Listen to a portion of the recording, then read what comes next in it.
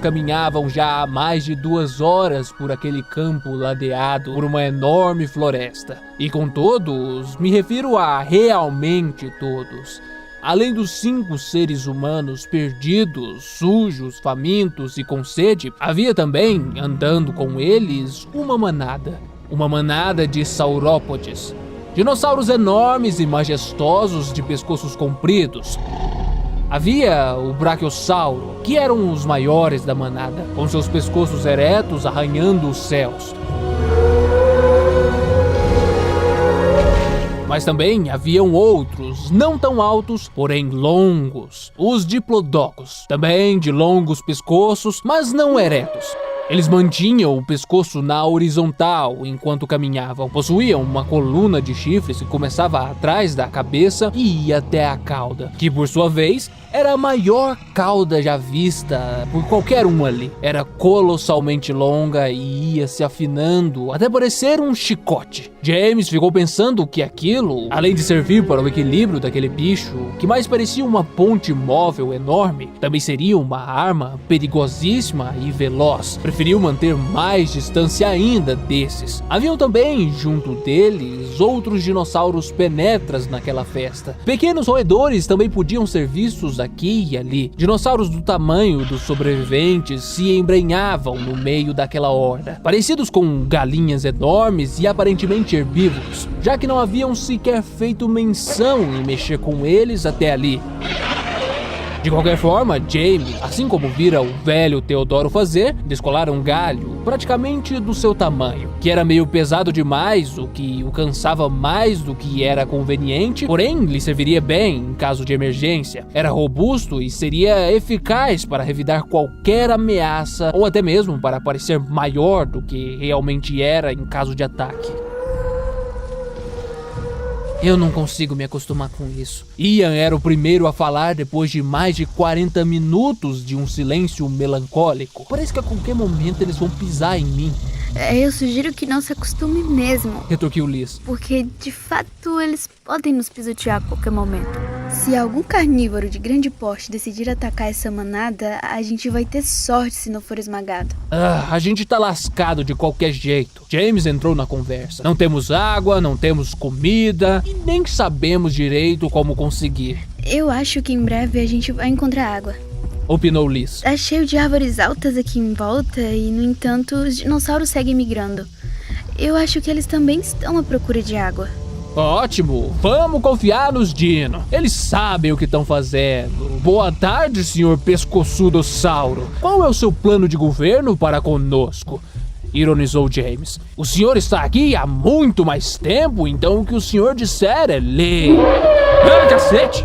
Naquele momento, um dos brachiosauros emitiu um som alto e agudo que fez James se assustar ao ponto de cair no chão. Tá aí a sua resposta, brincou Ian. James se levantou rapidamente e fingiu que nada aconteceu.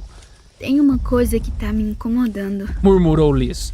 Para ninguém em especial. O quê? Quis saber Ian. A Agatha, que agora ficava o tempo todo bem próxima de Liz, também estava atenta. Eu tô pensando que não dá pra saber em que época estamos. Ué, na época dos dinossauros? Sim, mas a questão é em que momento da era dos dinossauros? Como assim? Indagou Agatha. É que assim, a era mesozoica é dividida em 3 períodos que duraram milhões e milhões de anos cada um. Triássico, Jurássico e Cretáceo. Todos prestavam bastante atenção. Mas acontece que não dá pra saber em qual desses 3 estamos, porque tá tudo bagunçado. Como assim? Ian parecia preocupado. Por exemplo, quando eu vim parar aqui, o primeiro dinossauro que eu encontrei foi o Estegossauro. E eu tenho certeza que ele é do período Jurássico. E aqui na manada dos saurópodes, eu tenho certeza que o Brachiosauro e o Diplodoco também são do Jurássico. Então nós estamos no Jurássico? Indagou Ian. É aí que vem um problema. Porque lá atrás a gente deu de cara com um Triceratops e Tiranossauro Rex. Essas 2 espécies não existiam no Jurássico. Só foram existir milhões de anos depois, no Cretáceo. Quê? Ian e Agatha disseram em uníssono. Você tem certeza disso? James agora entrava na conversa de novo. Desses que eu citei, eu tenho quase certeza. Mas eu não sei, eu devo estar errada, só pode. Será que esse tempo todo a ciência havia errado na distribuição dos dinossauros pelos períodos? Ian teorizou. Não, é impossível. Camadas de sedimentos não mentem. Os períodos foram criados justamente para separar direitinho as peculiaridades das espécies nessas diferentes épocas da Terra. Não faz sentido esses dinossauros estarem vivendo todos no mesmo período. É inviável. É quase como se a gente estivesse vivendo com as nossas antigas linhagens, entende? Houve um momento de silêncio, quebrado somente pelo som maciço da manada se movimentando. Será que os dinossauros estão viajando no tempo também? Agatha cogitou. Lee sentiu um frio na espinha muito forte. Bom, os chifrudos lá atrás estavam tão desesperados quanto nós. Ian complementou. Acho que pode ser. E se eles foram criados pelo homem? Agatha foi um pouco mais longe. E se a gente só tá isolado num habitat feito pra eles? Talvez numa ilha ou algo assim? Tá vendo muito Jurassic Park, hein, minha filha? Alfinetou James. Jurassic o quê? Liz indagou. Hã? É sério isso daqui? James se indignou. A Maria Dinossauro não conhece Jurassic Park, é isso? Impossível. Eu não sei do que você tá falando. Tem razão. É uma ideia estúpida mesmo. Agatha admitiu. Gente, pode ser que simplesmente a loirinha esteja errada na colocação dela. O que você faz, hein? Trabalha com dinossauros? Como é que você sabe, e fez aspas com os dedos, de tudo isso? Os períodos, todo mundo sabe. Isso a gente aprende no ensino médio. Agora, que dinossauro pertence a qual período, isso eu aprendi por mim mesma. Eu gosto de dinossauros. Contou Liz. Mas eu sou formada em biologia. Muito do que eu aprendi sobre comportamento animal e essas coisas vem disso. E é por isso que você provavelmente tá errada. Tu não é paleontóloga. Não sou. Gente, e o Teodoro? Ian então desconversou, preocupado. Ele sumiu na floresta há mais de 1 hora atrás. Eu tô me sentindo meio mal por não termos esperado ele. O velhote disse que ia nos alcançar, retorquiu James. Se a gente parasse, a manada deixava a gente pra trás. E daí a gente ficava sem o nosso repelente natural aqui. Ele deve ter ido dar uma cagada por aí. Não, eu não fui. James ouviu a voz de Teodoro dizer.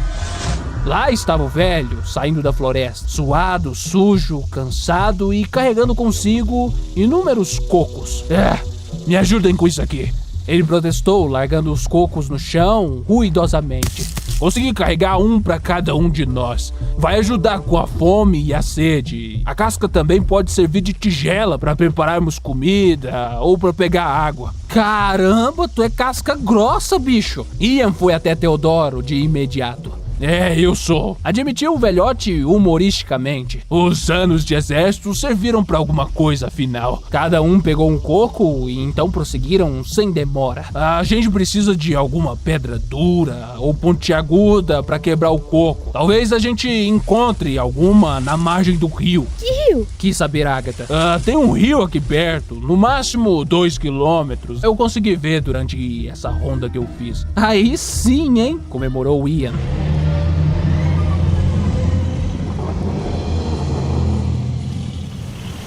Depois de um tempo, já era possível ouvir o burburinho distante de água corrente em curso, mesmo por entre os sons pujantes da manada de saurópodes. Liz imaginava que se tratava de um baita rio, uma vez que o som só aumentava e aumentava enquanto eles se aproximavam, sem nunca chegarem de fato no dito cujo, até que o corredor aberto começou a dar lugar lentamente a mais árvores, que logo se converteram numa floresta grande e densa, por onde seguiram com a manada liderando e abrindo caminho. Por mais cansados, famintos, com sede, desesperados e confusos, não podiam deixar de apreciar o fato de terem migrado até ali na companhia de uma manada de dinossauros de verdade.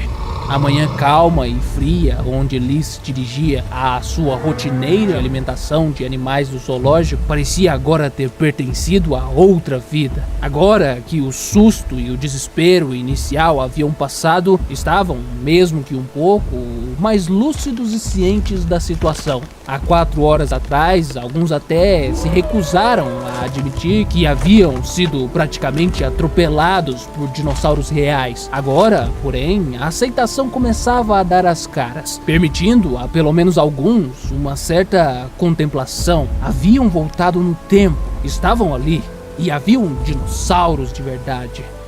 E agora? Eu já tô conseguindo ver a margem.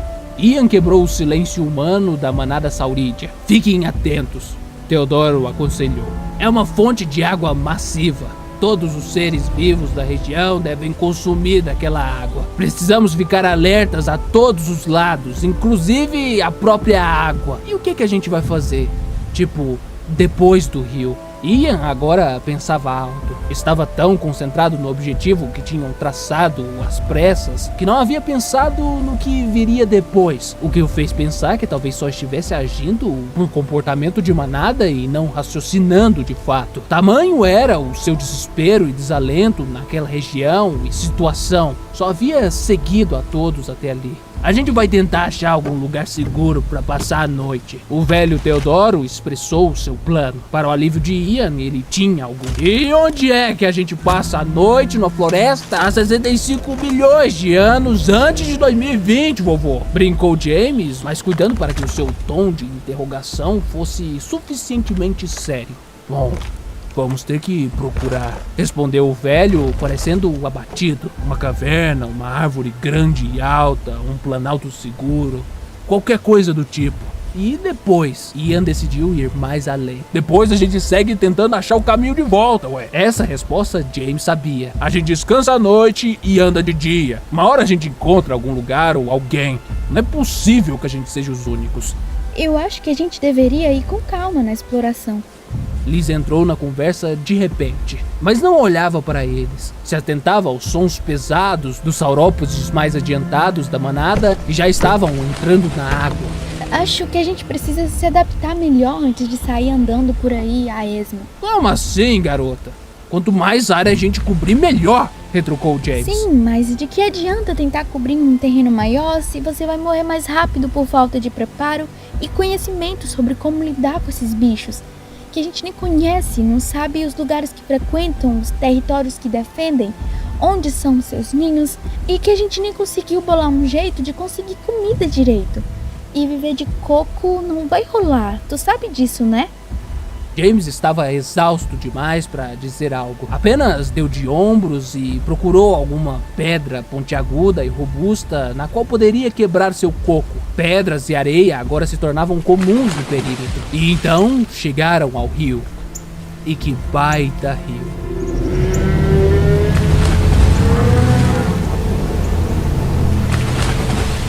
Caralho, olha só o tamanho disso, mano! James não pôde deixar de dizer. Agatha de repente foi tomada de uma sede mais que violenta. Se apressou e se ajoelhou na areia molhada da margem, fazendo uma concha com as mãos e levando água à boca. Era um rio extremamente largo e provavelmente bem profundo. Lembrava até mesmo um oceano. A outra margem devia estar a 1 quilômetro dali, pois as gigantes árvores nela pareciam de brinquedo sob aquela perspectiva. Me lembra muito o rio Amazonas, comentou Liz, se apressando também a beber água, cuidando para não se aproximar muito de nenhum dinossauro, o que era difícil, já que agora eles se espalhavam por toda a margem.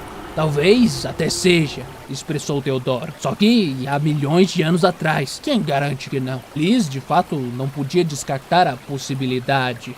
Não dava para saber, pelo menos não por enquanto. Teodoro procurava pedras na margem. Após uma bebida rápida daquela água que já começava a ficar turva devido ao movimento dos gigantes na areia, ele parecia procurar por uma pedra específica. Vez ou outra pegava alguma e colocava no bolso, que era, afinal, algo que havia em grande quantidade naqueles trajes que todos usavam. Um dos brachiossauros havia avançado uns 40 metros dentro do rio. A forte correnteza parecia ser insignificante para ele. A água agora começava a tocar a sua barriga massiva, o que significava que aquele era um rio bem profundo. James agredia ferozmente seu coco contra uma pedra, quase que como quem expressava alguma frustração extrema, o que provavelmente era, de fato, a motivação para tal. Véi, nesse rio deve ter muito peixe. Ian teorizou. A gente podia achar algum jeito de pescar. Seria bem melhor que viver de coco. E desgraça! James praguejou em triunfo ao finalmente conseguir quebrar seu coco, derrubando grande parte da água interna, mais triunfante. Gente! Agatha chamou, se distanciando da margem, afobada. Olha aquilo! Liz teve de estreitar bastante os olhos para enxergar. Definitivamente.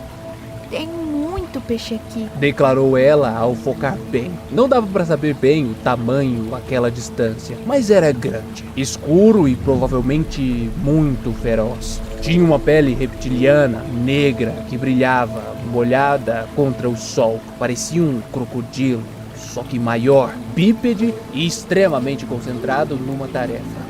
Que coisa é aquela? James se aproximou, engolindo em seco uma castanha enorme do coco. Eu não sei, Respondeu Liz, apreensiva. mas ele com certeza tá pescando. Pescando?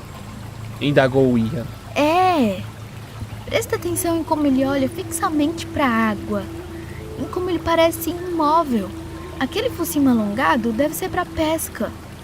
Deve ser um dinossauro pescador. De repente, um som longínquo de splash, e eles viram o misterioso dinossauro negro dar um bote feroz na água. Uou! Exclamou Ian. Então a cabeça do bicho emergiu, a bocarra enorme e alongada, aprisionando um massivo peixe que se debatia. Será que esse bicho ataca também outros dinossauros? Ou só peixe? Ian quis saber. Olha, eu espero, pro nosso bem, que seja só peixe. Torceu Liz. Acho melhor a gente sair daqui o quanto antes, disse Teodoro, enfim, encontrando uma pedra que parecia lhe satisfazer. Mesmo com os grandões aqui do nosso lado, ficar perto demais de uma fonte de água como essa é perigoso. Eu acho que nem um rio enorme como esse segura aquele bicho ali.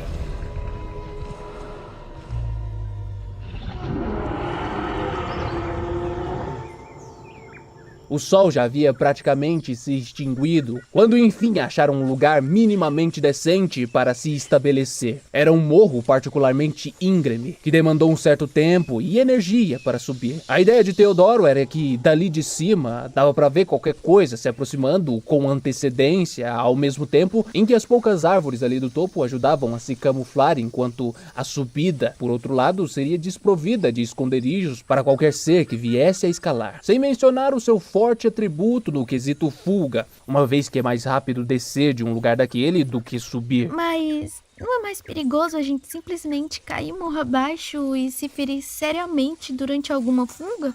Agatha dissera no momento em que o velho havia sugerido aquilo. Como eu disse, é mais rápido para descer. Teodoro reforçou, para o completo pavor da garota. Iriam fazer sistemas de turnos para vigiarem o perímetro, embora James tivesse quase certeza de que, mesmo exaustos, ninguém dormiria aquela noite. Pedaços de pau haviam se tornado armas indispensáveis ali naquele mundo primitivo e hostil. Todos possuíam pelo menos um. Teodoro agora retirava algumas das pedras que guardara nos bolsos anteriormente. Começou a bater uma contra a outra e ficou ali por muito tempo. Quando a claridade se esvaiu praticamente por completo, ele passou a raspar uma pedra na outra, emitindo um ruidinho de raspagem agoniante, porém baixo. O senhor tá tentando produzir fogo? Quis saber Agatha, falando baixinho. Não, nada de fogo aqui pra nós, disse Teodoro. O fogo só atrairia mais bichos pra nós. Vamos passar a noite no escuro? Não era possível ver com exatidão a expressão de Agatha com aquela luz quase nula, mas sua voz havia entregado suficientemente bem sua nota de terror. E como a gente vai saber se tem algo se aproximando da gente se a gente não tem visão? A gente vai ter que usar os outros sentidos também e ficar atento, respondeu Teodoro, tentando parecer confiante. A gente devia ter ido mais pro norte, opinou James. A gente não podia correr risco de ficar preso na floresta de noite, sem um abrigo e no completo breu, retorquiu Teodoro. Nós estamos exatamente sem um abrigo e no completo breu. James rebateu. Eu experimentaria falar mais baixo, moleque. Censurou Teodoro. Não queremos perder o nosso único abrigo. E então a noite avançou. A escuridão caiu sobre todo o verde que havia em volta. Antes, ali de cima do morro, era possível ver toda a região. Agora, porém, o verde não mais existia. Nem o azul do céu, nem o alaranjado do sol, nem o marrom da terra. Tudo fora reduzido a duas cores. Um preto uniforme embaixo e um preto um pouco mais claro e levemente avermelhado onde era para ser o céu. A noite parecia durar para sempre. Parecia que Liz estava no breu há uma eternidade e, no entanto, a escuridão só fazia aumentar. Não conseguia dormir, mesmo não sendo seu turno de vigia. Estava atenta. Cada mero ruído no mato, cada som diferente no meio da sinfonia noturna era o suficiente para apavorá-la. Agatha estava muito próxima dela e era possível sentir dali, mesmo no escuro total, o pavor da garota, que vezes estremecia, só que ela sabia, não de frio, já que este não era tão abundante por ali. Todos deviam estar acordados. Aquela noite seria improdutiva no quesito sono, Liz tinha certeza. Mais tarde, Liz teria dificuldades em se lembrar de toda a sequência de eventos que estavam prestes a acontecer. Aquilo, de fato, fora traumático. Pela primeira vez, Liz entendera precisamente o que era o medo do escuro. Liz deduziu que seria 1h da manhã naquele momento, embora não tivesse nada que comprovasse o seu ponto. Foi quando teve uma sensação estranha. Mais estranha que todas as outras que havia sentido durante toda aquela noite. Sentiu um odor. Lembrava a carcaça de animal em decomposição. Ela espreitou em volta, só para ficar ainda mais apavorada ao encontrar nada além de uma parede negra uniforme. Parecia que Liz estava de olhos fechados, embora sentisse quando piscava. Será que os outros estavam sentindo aquilo também? Ela ficou imóvel, apreensiva e forçando a visão como nunca antes. Se falasse alguma coisa, iria alarmar a todos. Iria fazer barulho, o que poderia desencadear uma resposta agressiva de algum suposto predador. Ela agora sentia uma vibração do chão. Uma leve vibração. Ela duvidou por um instante sobre a veracidade daquilo. Poderia ser apenas o seu cérebro apavorado lhe pregando peças, lhe fazendo se preocupar com sons insignificantes que já estavam ali antes. Aquilo, afinal, havia acontecido durante toda a noite. E no derradeiro momento em que ela enfim notou que aquele som não era insignificante coisa nenhuma, foi quando ela sentiu de fato o cheiro e o gosto da morte lhe açoitar. 1 segundo se passou, e durante este, ela havia constatado a presença de algo bem ali, na sua frente. Uma cabeçorra enorme, muito enorme, com dentes expostos e muito pontiagudos, repleta de pequenos espinhos e, por fim, no topo da cabeça, acima dos miúdos olhos, 2 chifres como os de um demônio. Ele abriu a boca. Liz ouviu e sentiu a respiração do bicho, que estava absurdamente próximo agora. Quando notou o grunhido selvagem da besta se agigantar de volume, foi quando soube que devia agir imediatamente.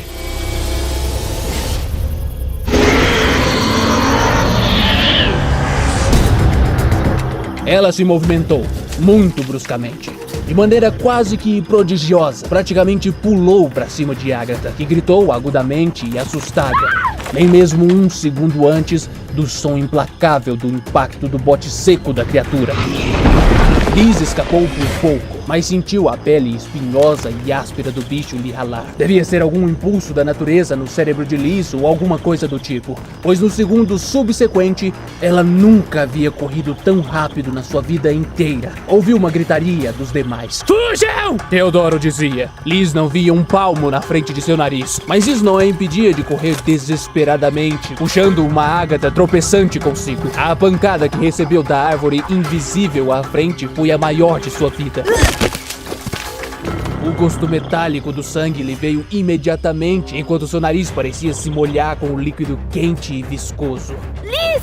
ouviu Agatha dizer. Corre! Liz soltou a mão da garota. Desce o morro! E você? Eu tô logo atrás! Alguém de repente passou por cima de Agatha, machucando-a. Corre! Um rugido desesperador se propagou. Devia ter ecoado por toda a planície. Liz se levantou enquanto ouvia o som das pessoas que se trombaram ao seu lado se afastando. Ela correu desolada enquanto sentia aquele demônio avançar ruidosamente atrás de si. Pegou velocidade rápido e torceu para que nenhuma árvore lhe parasse agora. Então o chão sumiu. Ela começou a descer rolando o morro. Cada colisão violenta com o chão duro e pedregoso parecia diminuir seu tempo de vida. Mas ela não se importava muito. O importante é que estava se afastando do monstro na mais alta velocidade possível. Engoliu terra, engoliu sangue, machucou a gengiva e provavelmente outras 50 partes do corpo, até enfim sentir o chão ficar plano e a desaceleração vir. Caiu no mato úmido por fim, onde se encharcou, mas não importava. Se levantou, dolorida, e agradeceu por ainda conseguir correr. Então se embreou na floresta, batendo em tudo. Tá todo mundo aí? Ela ouviu a voz de Ian dizer. Agatha gemia em um canto. Aparentemente havia caído, mas em seguida voltará a correr. Todo mundo segue a minha voz! Teodoro gritava logo à frente. Liz acelerou o passo. Seu corpo inteiro estava extremamente abalado. Alguns minutos depois, trombou no que sentia ser James. Liz! Era Ian, na verdade. Agatha também parecia estar por perto, a julgar pelos gemidos e a respiração desesperada e inconfundível. A floresta começou a ficar mais densa e mais densa. Todos pareciam estar bem próximos agora. Todos estão aqui! Teodoro dizia. Acelera, velho desgraçado! James atropelava todo mundo. Pelo menos o bicho vai ter dificuldade em entrar numa floresta densa como essa, dizia. Eu não contaria com isso! Então o chão debaixo dos pés de James, que estava à frente de todos, sumiu. Seguiu-se um som de deslize e James gritou. Ele havia caído. Era um despenhadeiro ou algo do tipo. Só que Liz também percebera tarde demais. De repente ela pisou no nada e sentiu um vento gelado açoitar sua cara e um frio na barriga assustador se agigantou. Ela gritou. Todos gritaram. E todos despencaram. Era agora. Morreriam todos agora. O impacto veio logo. Maciço, implacável. James bateu numa superfície dura e depois na terra mais abaixo. Teodoro e Agatha também. Agatha caiu chorando de dor. Minha perna! Liz caiu sobre uma superfície dura e sentiu todo o seu corpo protestar nauseantemente. Era insuportável. Ela ia morrer. Por um tempo, tudo o que se ouviu foram gemidos de dor e choro. Liz não morreu, mas conforme o sangue esfriava e a dor vinha com tudo lhe açoitar, ela cogitava que talvez tivesse sido melhor encarar a morte. Que inferno! Praguejou James tentando se levantar. Agatha continuava chorando compulsivamente. É uma ravina, algo assim. Teodoro opinou. A gente deu sorte de não ser tão profunda ou teríamos morrido. Ele olhava para cima, distinguindo as formas de preto mais escuro das paredes de pedra com as formas de preto mais claro dos céus. Eu acho que a minha perna tá quebrada. Ian protestou, quase sem voz. Alguém me ajuda! Cadê você? Teodoro tentou seguir a voz. Liz! Chamou James. Eu tô aqui! Informou Liz, tentando se levantar. Seja lá o que isso for. Foi o que ela disse, sentindo a superfície estranha antes do chão desabar. Liz! Ela caiu de costas um pouco mais abaixo, olhando para cima, distinguindo o buraco que fez no chão acima, que agora ela via. Não era bem um chão. Cadê você? Perguntava a voz abafada de James. Liz! Dizia a voz chorosa de Agatha. Eu tô bem. Ela informou. Quer dizer, eu não tô nada bem. O chão desabou. Eu caí nessa... O que é isso? James seguiu a voz. Andou com uma mão estendida para a frente, a fim de apalpar o que estivesse adiante enquanto pisava no chão com cuidado. Tocou enfim numa superfície de madeira. Apalpou. O que é isso? Ele disse. Agatha também apalpou a parede de madeira. James então empurrou a porta. É uma casa! Disse uma Liz atônita atrás da porta.